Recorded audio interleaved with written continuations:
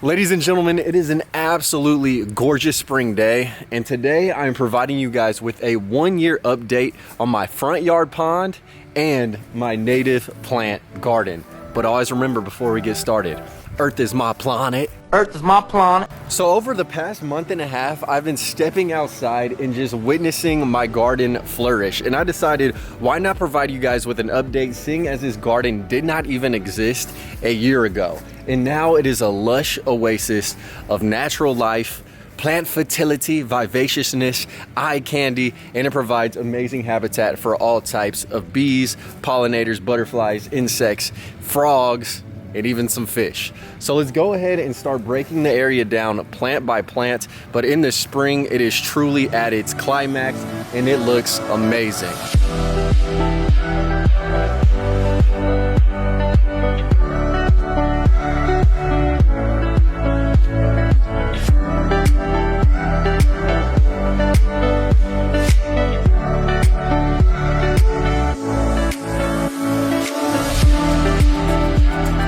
So hopefully you guys enjoyed that little montage, but let's delve into the plant. So when you walk down the sidewalk, you are greeted with an absolute flush and flurry of flowers. So let's just start breaking them down. I planted 2 tiny plugs of this gorgeous evening pink primrose, and this guy does spread underneath the ground and is absolutely taken off. These are also called buttercups because when you get a flower and you sniff it, it definitely leaves some yellow residue around your nose. Now we have some ground cover in the front, which is a mimosa that actually is in the flower right now, and then you also have a coreopsis. Now I like having the pink primrose because it absolutely contrasts like some pink lemonade with this gorgeous lantana that the previous homeowner had put in the ground.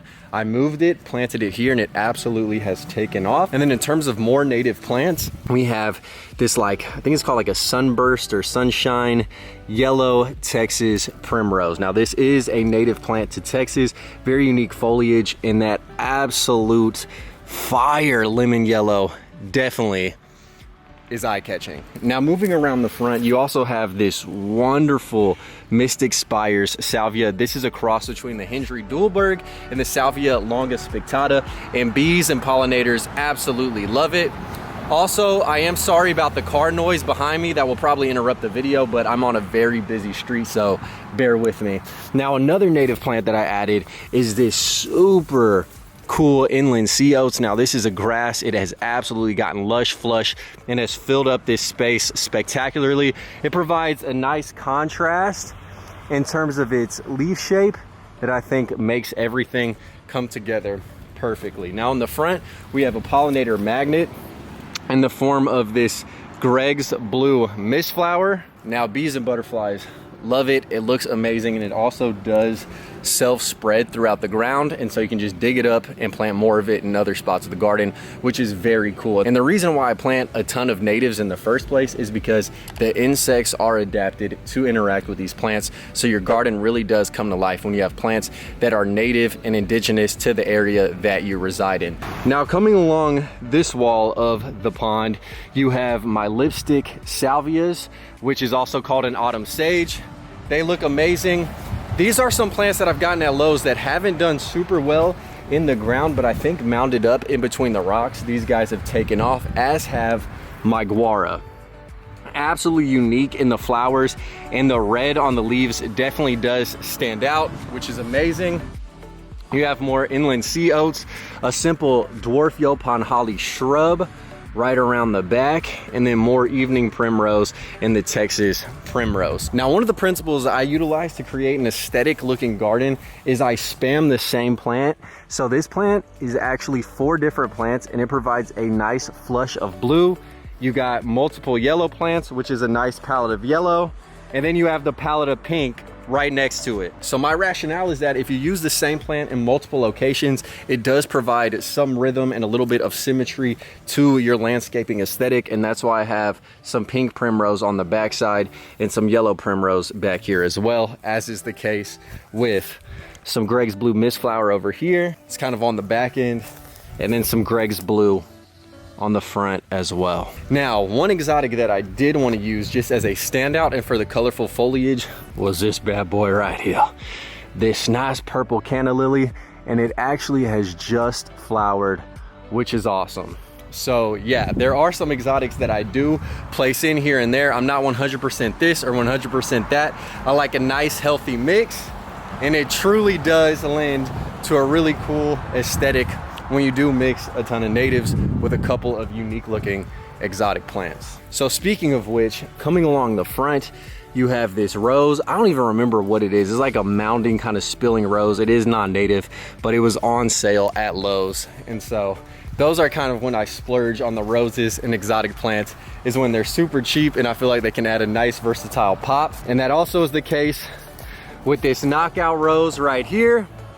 It looks absolutely wonderful. And then we do have that sunshine ligustrum in the front. But I honestly wish I would have replaced this sunshine ligustrum with the Gold Rush Yaupon holly, because this is a native plant.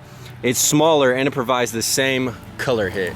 Now, another plant that is not native to Houston but is native to the Americas is my Tradescantia pallida, or the Wandering Dude, the purple heart plant. And this guy does traverse, has amazing flowers, and adds another nice flush of purple, unique colored foliage to the garden that helps stand out amongst the sea of green.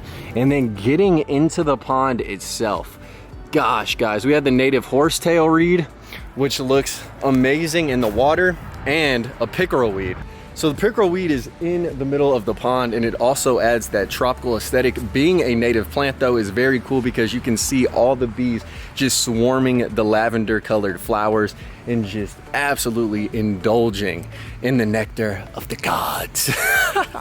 I think that also is used to refer to semen, but whatever, I digress. They definitely do like utilizing the pickerel weed, and it's an amazing addition to any water garden or any pond that you may have. Now, while we're on the subject of the pond, there are a couple updates I want to provide in terms of things that have gone wrong with the pond. Number one, the first like 3 fish I put in the pond got sniped out by some cranes, which definitely sucks. I had a sneaking suspicion that my fish were getting snatched, and I surmise I am correct. Look who's over here circumnavigating the pond. Bro. I mean, I guess I am bringing wildlife into the garden. I just didn't know it was to this extent. Oh my God. Who else has a great stork, a crane, or whatever species of bird this is in their yard? But since then, the plants have taken off and provided a ton of cover for all the fish, which is good. But also, man, being underneath this pine tree, the pump gets super clogged with a ton of pine needles, leaves, and some algae too. So the pump, when it gets clogged, does not have the same water pressure to pump the water through the waterfall. So the waterfall is a weak trickle, and it kept leaking water out of the pond as well. So that would lower the level and make it easy pickings for the cranes to get the fish. But since there's so many aquatic plants in the pond, I just completely turned off the waterfall, which doesn't give you the noise kind of pleasure, the ASMR type of vibe. But what it does do is it keeps the water level pretty steady, and it also doesn't use any electricity. So this is a 100% natural pond. It also does lend to frogs going in there, laying more eggs, having a bunch of tadpoles. And then of course I added one more goldfish in there just to eat up all the mosquito larvae. So that's not a problem, but there's so many plants, I can't even find the goldfish if I wanted to. And one other aspect about the pond which is cool are of course my water lotus. While they may not be in bloom right now, when they are in bloom, the flowers are architectural. I swear to God, it is like the most beautiful display of what Mother Nature can create in this water garden. So another cool aspect about when I built the pond was I utilized a ton of wood and rocks.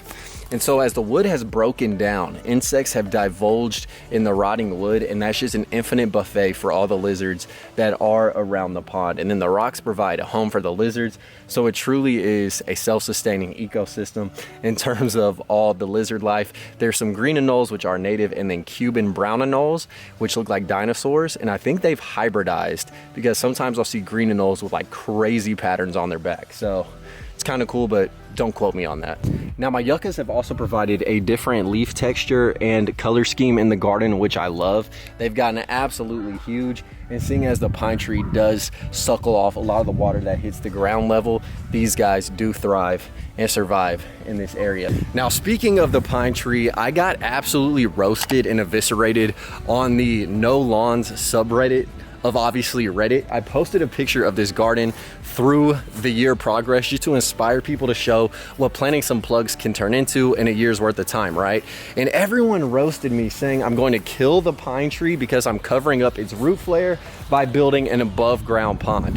So I'm going to show you guys, my YouTube viewers, this, and maybe anyone who potentially stumbled across this from the sub, is number one, I made an above ground pond so I wouldn't be destroying all the tree roots in the first place. Number two, this pine tree has root flares that go only outside of the circle I created of the pond. So this is what's crazy to me, is obviously oxygen is released through the roots. There is a gas exchange right there, but every place the roots are actually visible above ground is outside of this area. And then on top of that, 75% of this circle isn't even covered above the natural grade of the land. So all that's here is what, 2 inches of leaf litter, which would naturally be found in a forest. Yeah, I took one for the team and for all the amateur arborists, I guess, who are roasting me saying I'm gonna kill this tree, which, I mean, maybe they're right, but I think there's only about a 25% chance of that happening just from the roots in this area alone, which none of them were even breaking the surface of the soil.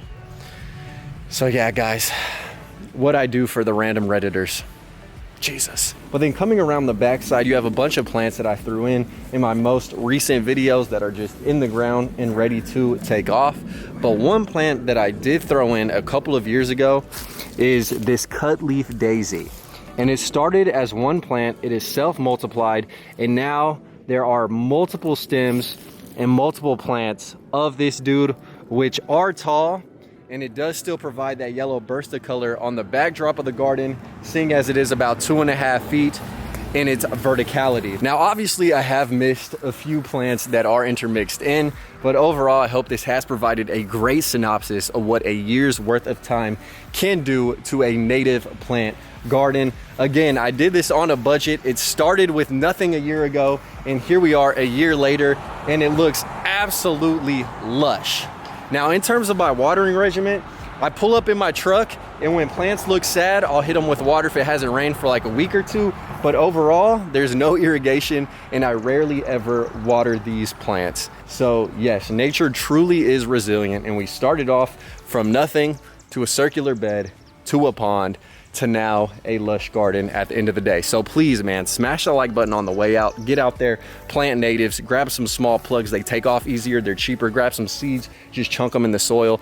And always remember, Earth is my planet. Earth is my planet. Drop some comments down below and I will catch you guys next time. Hopefully you guys did enjoy the update. It's been a long time coming, but I'd rather wait a year to show you guys the full progress and process than to drop a week or two later and it looks the same. Until next time, peace. Killing these songs, leaving them bloody like Paru's do. And I'm in it to win it, so I'm somebody that you should get used to.